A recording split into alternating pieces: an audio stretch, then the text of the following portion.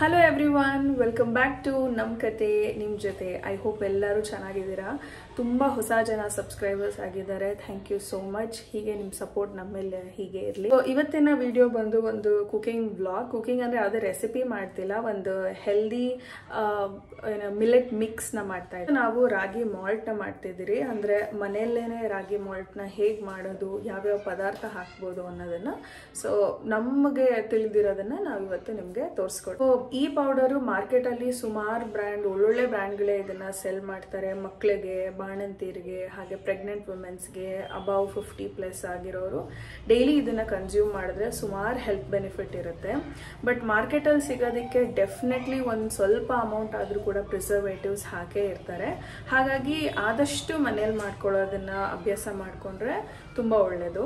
ನಾನಿವತ್ತು ಮಾಡ್ತಿರೋದು ಬಾಣಂತಿಗೆ ಕೊಡುವಂಥದ್ದು, ಹಾಗೆ ಎಳೆ ಮಕ್ಳು ಕೂಡ ಕೊಡ್ಬೋದು. ಸೊ ಬರೀ ಮಕ್ಳಿಗೆ ಕೊಡೋದಾದ್ರೆ ಇನ್ನೊಂದಷ್ಟು ಇಂಗ್ರೀಡಿಯೆಂಟ್ಸ್ನ ಆ್ಯಡ್ ಮಾಡ್ಬೋದು. ಸೊ ನಾನಿಲ್ಲಿ ಬಾಣಂತಿಗೂ ಸೇರಿ ಮಾಡ್ತಾ ಇರೋದ್ರಿಂದ ಒಂದಷ್ಟು ಐಟಮ್ಸ್ನ ಎಕ್ಸ್ಕ್ಲೂಡ್ ಮಾಡಿದ್ದೀನಿ. ಸೊ ಸಾಧ್ಯ ಆದರೆ ನೀವೇನೇನು ಇನ್ಕ್ಲೂಡ್ ಮಾಡ್ಬೋದು ಅನ್ನೋದನ್ನು ಕೂಡ ನಾನು ಶೇರ್ ಮಾಡ್ತೀನಿ. ಸೊ ತಡ ಮಾಡೋದು ಬೇಡ. Yes, let's get started with the video and I hope you will enjoy this. ನಾನು ಮೈಕ್ ಆ್ಯಕ್ಚುಲಿ ತಂದಿಲ್ಲ. ಸೊ ನಾನು ನಮ್ಮ ಅಮ್ಮನ ಮನೇಲಿದ್ದೀನಿ. ಇಲ್ಲಿ ಸುಮಾರು ಮಕ್ಕಳು ಇರೋದ್ರಿಂದ ಬ್ಯಾಕ್ಗ್ರೌಂಡ್ ಅಲ್ಲಿ ನಿಮಗೆ ಡಿಸ್ಟರ್ಬೆನ್ಸ್ ಸಿಗ್ಬೋದು. ಸೊ ಮುಂಚೆನೆ ಸಾರಿ ಕೇಳ್ತಾ ಇದ್ದೀನಿ. ಅದಕ್ಕೆ ಐಟಮ್ಸ್ನ ಹಾಕ್ತೀರಿ ಅನ್ನೋದನ್ನ ನಮ್ಮಮ್ಮ ನಿಮಗೆ ಹೇಳ್ತಾರೆ. ನಮಸ್ಕಾರ. ರಾಗಿ ಸರಿ ಮಾಡೋದಕ್ಕೆ ಇದು ಒಂದು 3.5 kg 4 kg ಇರ್ಬೋದು. ಮತ್ತೆ ತೊಳೆದು 2 ದಿನ ಒಣಗಿಸಿ ಮತ್ತೆ ಇದನ್ನ ಮಾಡಿ ಹಿಟ್ಟಿರೋ ರಾಗಿ ಇದು ಸಿರಿಧಾನ್ಯ. 5 ಥರ ಸಿರಿಧಾನ್ಯ ನೀವು ತಗೋಬೇಕು ಅಂದರೆ ಸಿರಿಧಾನ್ಯ ಅಂತ ಹೇಳಿದ್ರೆ ಎಲ್ಲಾ ರೀತಿ ಸಿರಿಧಾನ್ಯ ಸಿಗುತ್ತೆ. ಸೊ ಈ ಸಿರಿಧಾನ್ಯ ಎಲ್ಲ ಎಷ್ಟು ತಗೊಂಡಿದ್ಯಮ್ಮ? ಇದು 300 ಗ್ರಾಮ್ ಇದೆ. 300 ಎಲ್ಲ 5 ಪದಾರ್ಥನು 300 ಗ್ರಾಮ್ ಇದೆ. ಸರಿ, ಇವಾಗ ನೆಕ್ಸ್ಟ್ ಏನು? ಇದು ಹೆಸರು ಕಾಳು 1/4 kg ಇದೆ. ಇದು ಬಂದು ತೊಗರಿ ಬೇಳೆ 1/4 kg, ಕಡಲೆ ಬೇಳೆ 1/4 kg, ಕೆಂಪು ಜೋಳ ಇದು 1/4 kg, ಇದು ಉದ್ದಿನ ಬೇಳೆ ಕಾಳು, ಇದು ಉದ್ದಿನ ಕಾಳು 1/4 kg, ಗೋಧಿ ನುಚ್ಚು, ಇದು ಗೋಧಿ ನುಚ್ಚು 1/4 kg, ಇದು ಸೋಯಾಬೀನ್ 1/4 kg, ಇದು ಬಿಳಿ ಜೋಳ, ಕೆಂಪು ಜೋಳ, ಬಿಳಿ ಜೋಳ ಎರಡು ಬೇರೆ ಬೇರೆ 1/4 kg, ಇದು ಕಡಲೆಕಾಯಿ ಬೀಜ ಒಂದು 300 ಗ್ರಾಮ್ ಇದೆ. ಇದು ಕೆಂಪಕ್ಕಿ 1/4 kg. ಇದೆಷ್ಟು ಕ್ಲೀನ್ ಮಾಡಿ ಇಟ್ಕೊಂಡಿರೋದು ಎಲ್ಲ ಇಟ್ಟಿರೋದು. ಸರಿ, ಡ್ರೈ ಫ್ರೂಟ್ಸ್ ಏನೇನು ತಗೊಂಡಿದ್ಯಮ್ಮ? ಇದು ಬಾದಾಮಿ 1/4 kg ಜಾಸ್ತಿನೇ ಇದೆ. ಮಕ್ಕಳಿಗೆ ಡ್ರೈ ಫ್ರೂಟ್ಸ್ ಎಲ್ಲ ಹಾಕಿದ್ರೆ ಚೆನ್ನಾಗಿರ್ತದೆ ಅಂತೇಳಿ ಮಾಡ್ತಾ ಇರೋದು. ಇದು ವಾಲ್ನಟ್, ಇದು 1/4 kg ಮೇಲೆ ಇದೆ, 300 ಗ್ರಾಮ್ ಇದೆ. ಇದು ಬಾದಾಮಿ, ಇದು ಪಿಸ್ತಾ ಇದು. ಸೊ ಇಲ್ಲಿ ಪಂಪ್ಕಿನ್ ಸೀಡ್ಸ್ ಇದೆ, ವಾಟರ್ ಮೆಲನ್ ಸೀಡ್ಸ್ ಇದೆ, ಹಾಗೆ ಇಲ್ಲೊಂದು ಸ್ವಲ್ಪ ಚಿಯಾ ಸೀಡ್ಸ್, ಹಾಗೆ ಸ್ವೀಟ್ನೆಸ್ಗೋಸ್ಕರ ಸ್ವಲ್ಪ ಕಲ್ಸಕ್ಕನ್ನ ತಗೊಂಡಿದ್ದೀರಿ.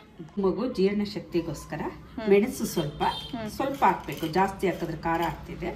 ಇದು ಮೆಂತ್ಯನೂ ಅಷ್ಟೇ ಸ್ವಲ್ಪ ಕಹಿ ಬಂದ್ಬಿಡುತ್ತಲ್ಲ, ಕಹಿ ಬರ್ತೈತೆ ಅದಕ್ಕೆ. ಇದು ಹೋಮ್ ಕಾಳು, ಜೀರ್ಣ ಆಗೋದಕ್ಕೆ ಹೋಮ್ ಕಾಳಿದು. ಇದು ಜೀರಿಗೆ ಸ್ವಲ್ಪ ಸ್ವಲ್ಪ ಹಾಕ್ಬೇಕಷ್ಟೇ, ಜಾಸ್ತಿ ಬೇಡ, ಸ್ವಲ್ಪ ಹಾಕ್ಬೇಕು.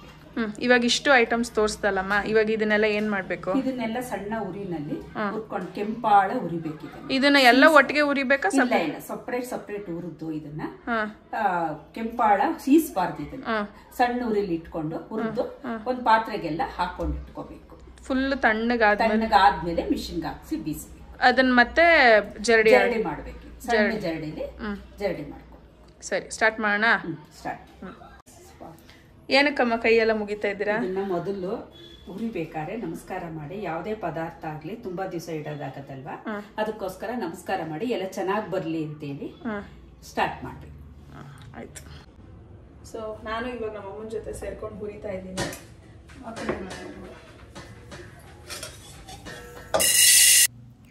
ಸೊ ಈ ರಾಗಿ ಸರಿಲಿ ನಾವು ಮೇಯ್ನಾಗಿ ಬಳಸಿರೋ ಅಂಥದ್ದೇ ರಾಗಿಯಿಂದ ಏನೇನೆಲ್ಲ ಹೆಲ್ತ್ ಬೆನಿಫಿಟ್ಸ್ ಇದೆ ಗೊತ್ತಾ? ನಮ್ಮ ಮೂಳೆಗಳು ಗಟ್ಟಿಯಾಗುತ್ತೆ, ದೇಹದ ತೂಕ ಬೇಗ ಕಮ್ಮಿ ಮಾಡ್ಕೊಬೋದು, ನಮ್ಮ ಬ್ಲಡ್ ಶುಗರ್ ಲೆವೆಲ್ಸ್ ಕಮ್ಮಿ ಮಾಡುತ್ತೆ, ಹಾಗೆ ರಾಗಿ ಹೈ ಇನ್ ಫೈಬರ್ ಮತ್ತು ಪ್ರೋಟೀನ್ ಕೂಡ. ಇದನ್ನು ಕನ್ಸ್ಯೂಮ್ ಮಾಡೋದ್ರಿಂದ ತ್ವಚೆ ಮತ್ತು ಕೂದಲಿನ ಆರೋಗ್ಯ ಕೂಡ ಹೆಚ್ಚಾಗುತ್ತೆ. ಎದೆ ಹಾಲು ಕುಡಿಸೋವಂಥ ಅಮ್ಮಂದ್ರಿಗಂತೂ ತುಂಬಾ ಒಳ್ಳೆಯದು ಅಂತಲೇ ಹೇಳ್ಬೋದು. ಸೊ ರಾಗಿ ಜೊತೆಗೆ ನಾವಿಲ್ಲಿ ಸುಮಾರು ಮಿಲೆಟ್ಸ್ ಅಂದರೆ ಸಿರಿಧಾನ್ಯನ ಬಳಸಿದ್ದೀರಿ. ಹಾಗೆ ಡ್ರೈ ಫ್ರೂಟ್ಸು ಮತ್ತು ಒಂದಷ್ಟು ಕಾಳುಗಳನ್ನ ಕೂಡ ಸೇರಿಸಿದ್ದೀರಿ.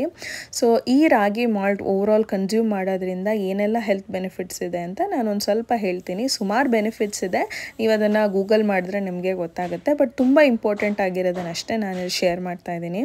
ಸೊ ಈ ಮಿಲೆಟ್ಸ್ ಏನಿದೆ ಇದೊಂಥರ ಪವರ್ ಹೌಸ್ ಆಫ್ ನ್ಯೂಟ್ರಿಯೆಂಟ್ಸ್ ಅಂತಲೇ ಹೇಳ್ಬೋದು. ಸೊ ಇದನ್ನು ಕುಡಿಯೋದ್ರಿಂದ ಪ್ರತಿದಿನ ನಮ್ಮ ದೇಹದಲ್ಲಿ ಕಾರ್ಬು, ಕ್ಯಾಲ್ಶಿಯಮ್ಮು, ಜಿಂಕು ಇದೆಲ್ಲ ನಮಗೆ ಯಥೇಚ್ಛವಾಗಿ ನಮ್ಮ ದೇಹಕ್ಕೆ ಸಿಗುತ್ತೆ. ಗ್ಲೂಕೋಸ್ ಇಂಬ್ಯಾಲೆನ್ಸ್ ಏನಾಗುತ್ತೆ ಅದೆಲ್ಲ ಒಂದು ಹದಕ್ಕೆ ಕಮ್ಮಿ ಆಗ್ತಾ ಬರುತ್ತೆ. ನಾವು ಈ ಪೌಡರಲ್ಲಿ ಡ್ರೈ ಫ್ರೂಟ್ಸ್ನ ಬಳಸಿರೋದ್ರಿಂದ ಡ್ರೈ ಫ್ರೂಟ್ಸಲ್ಲಿ ಕ್ಯಾನ್ಸರ್ ಪ್ರಿವೆನ್ಷನ್ ಪ್ರಾಪರ್ಟೀಸ್ ಇದೆ, ಹಾರ್ಟ್ ಹೆಲ್ತಿಗೆ ತುಂಬ ಒಳ್ಳೆಯದು, ನಮ್ಮ ಇಮ್ಯುನಿಟಿನ ಬೂಸ್ಟ್ ಮಾಡುತ್ತೆ, ಕಾನ್ಸ್ಟಿಪೇಷನ್ ಕಮ್ಮಿ ಆಗುತ್ತೆ, ಹಿಮೋಗ್ಲೋಬಿನ್ ಹೆಚ್ಚಾಗುತ್ತೆ, ಬ್ರೈನ್ ಫಂಕ್ಷನ್ ಹೆಚ್ಚಾಗುತ್ತೆ. ಹೇಳ್ತಾ ಹೋದರೆ ಒಂದು ಲಿಸ್ಟೇ ಹೇಳ್ಬೋದು, ಸುಮಾರು ಬೆನಿಫಿಟ್ಸ್ ಇದೆ. ಸೊ ನಾನು ಹೇಳೋದಕ್ಕಿಂತ ನೀವೇ ರಿಸರ್ಚ್ ಮಾಡಿಕೊಂಡು ನಿಮ್ಮ ದೇಹಕ್ಕೆ ಏನು ಅವಶ್ಯಕತೆ ಇದೆ ಅದನ್ನೆಲ್ಲ ಈ ಒಂದು ಪೌಡರಲ್ಲಿ ಆ್ಯಡ್ ಮಾಡಿಕೊಂಡು ಸೇವನೆ ಮಾಡಿದ್ರೆ ಒಳ್ಳೆಯದು. ಸೊ ಫೈನಲಿ ಇವಾಗ ಹುರಿದಿದ್ದೆಲ್ಲ ಆಯ್ತು. ಇದು ಕಂಪ್ಲೀಟ್ ಆಗಿ ತಣ್ಣಗಾಗಬೇಕು. ಇದು ಬಿಸಿ ಇರ್ಬೇಕಾದ್ರೆ ಬೀಸಿದ್ರೆ ಗೂಡಾಗತ್ತಂತೆ, ಹಾಗಾಗಿ 2 ಬೇಸನ್ಗೆ ಡಿವೈಡ್ ಮಾಡಿ ಇದನ್ನ ಬಿಸಿದ್ರೆ ಏನಾಗತ್ತಮ್ಮ, ಎಲ್ಲ ಮಿಷಿನ್ಗೆ ಕಚ್ಕೊಳ್ತೈತೆ. ಎಲ್ಲ ಸ್ವಲ್ಪ ಹಾರ್ಬೇಕು, ತಣ್ಣಗಾದ್ಮೇಲೆ ಮಿಷಿನ್ ಅಲ್ಲಿ ಬಿಸ್ಕೊಬೇಕು. ರಾಗಿ ಮಾಡ್ತಾರಲ್ಲ ಅದ್ರಲ್ಲೇ ಬಿಸ್ಕೊಬೇಕು. ರಾಗಿ ಬೀಸೋ ಮಿಷಿನ್ ಅಲ್ಲೇನೆ ಬಿಸ್ಕೊಂಡು ಏನ್ ಬರ್ತದೆ.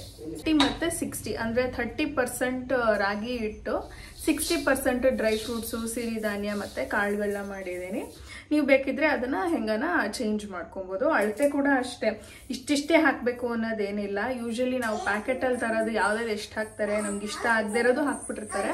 ಬಟ್ ಮನೇಲಿ ಮಾಡೋದ್ರಿಂದ ಅದೊಂದು ಅಡ್ವಾಂಟೇಜು. ಸೊ ನಮ್ಗೆ ಯಾವುದು ಹೆಚ್ಚಿಗೆ ಇಷ್ಟ ಅದನ್ನ ನಾವು ಜಾಸ್ತಿ ಕೂಡ. ವಾಲ್ನಟ್ಟು, ಕಡಲೆಕಾಯಿ ಬೀಜ, ಹಾಗೆ ಗೋಡಂಬಿ. ಸೊ ಇದನ್ನೇನ್ ಮಾಡ್ಬೇಕು ಅಂದ್ರೆ ಹುರಿದು ಆದ್ಮೇಲಿಂದ ಸಪ್ರೇಟ್ ಆಗಿ ಇಟ್ಕೊಬೇಕು.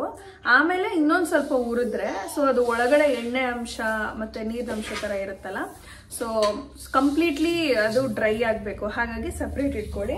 ಆಮೇಲಿಂದ ಕಲ್ಸಕ್ರೆ ಹುರಿಬಾರ್ದು, ಅದು ಪಾಕ ಥರ ಆಗ್ಬಿಡುತ್ತೆ. ಕಲ್ಸಕ್ರೆನ ಸಪ್ರೇಟ್ ಕವರಲ್ಲಿ ತೊಗೊಂಡು ಹೋಗಿ ಅಲ್ಲಿ ಮಿಷಿನಲ್ಲಿ ಬೀಸ್ಬೇಕಾದ್ರೆ ಕೊಡಬೇಕಾಗತ್ತೆ. ತಣ್ಣಗೆಲ್ಲ ಆದ್ಮೇಲಿಂದ ರಾಗಿ ಮಿಷಿನಿಗೆ ತಗೊಂಡೋಗಿ ಬೀಸೋದು. ಸೊ ಬೀಸಾದ್ಮೇಲಿಂದ ಹಿಂಗೆ ಮಾಡೋದು ಅಂತ ಕೂಡ ನಾನು ತೋರಿಸ್ತೀನಿ. ಸೊ ಅಂಟಿಲ್ ದೆನ್ ಬಾಯ್.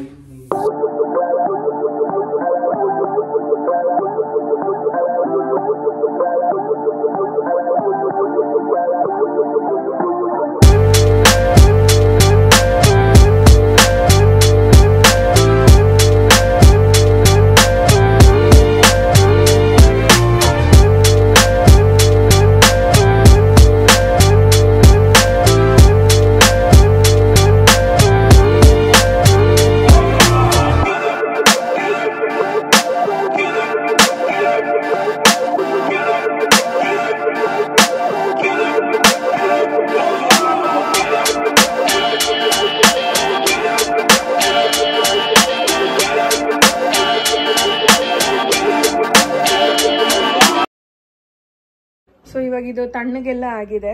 ಇವಾಗ ಇದನ್ನು ಜರಡಿ ಹಿಡಿದು ಎತ್ತಿಡಬೇಕು. ಸೊ ನಾನು ಇದನ್ನು ಮಾಡೋದು ತೋರ್ಸೋಣ ಅಂದ್ಕೊಂಡೆ, ಬಟ್ ನಮ್ಮಮ್ಮ ಆಲ್ರೆಡಿ ಮಾಡಿಬಿಟ್ಟಿದ್ದಾರೆ. ಸೊ ಇದನ್ನ ಮಾಡೋದು ಹೆಂಗಮ್ಮ ಮಾಡೋದು? ತಣ್ಣೀರಲ್ಲಿ 2 ಸ್ಪೂನ್ ಕಲ್ಸ್ಕೋಬೇಕು. ಒಂಚೂರು ಬಿಸಿನೀರ್ ಕಾಯಕ್ಕಿಟ್ಟು, ಹಾಲಲ್ಲಾದ್ರೂ ಮಾಡ್ಕೋಬಹುದು. ಬಿಸಿನೀರ್ ಕಾಯಕ್ಕಿಟ್ಬಿಟ್ಟಾದ್ರೂ ಹಸಿಟ್ಟು ಇಟ್ಟು ಕುದಿ ಉಯ್ದಂಗೆ ಉಯ್ಬೇಕದು. ಕಲ್ಸಿರೋದ್ ನೀರ್ನ ಉಯ್ತಾನೆ ಗಟ್ಟಿ ಆಗಾಗ್ತಾ ಬರ್ತೈತೆ. ಒಂಚೂರು ಉಪ್ಪಿನ ಪುಡಿ, ಒಂಚೂರು ಬೆಲ್ಲ, ತುಪ್ಪ ಹಾಕೊಂಡು ಚೆನ್ನಾಗಿ ಬೇಯಿಸ್ಬೇಕು. ಮುದ್ದೆ ಹೆಂಗ್ ಬೇಯಿಸ್ತೀವಿ ಆ ತರ ಬೇಯಿಸ್ಬೇಕು. ಸ್ವಲ್ಪ ಈ ವಯಸ್ಸಾದವ್ರು ಕುಡಿಬೇಕು ಅಂದ್ರೆ ಗಂಜಿ ತರ ಮಾಡ್ಬಿಟ್ಟು ನೀರ್ ತರ ಅಂದ್ರೆ ಜಾಸ್ತಿ ಎಷ್ಟು ಬೇಕಷ್ಟು ನೀರ್ ಹಾಕೋಬಹುದು, ಇಲ್ಲ ಹಾಲು ಹಾಕೋಬಹುದು, ಮಾಡ್ಕೋಬಹುದು. ಇದಾಗಿತ್ತು ಇವತ್ತಿನ vlog. I hope you all like it. See you in my next vlog. Take care. Bye bye.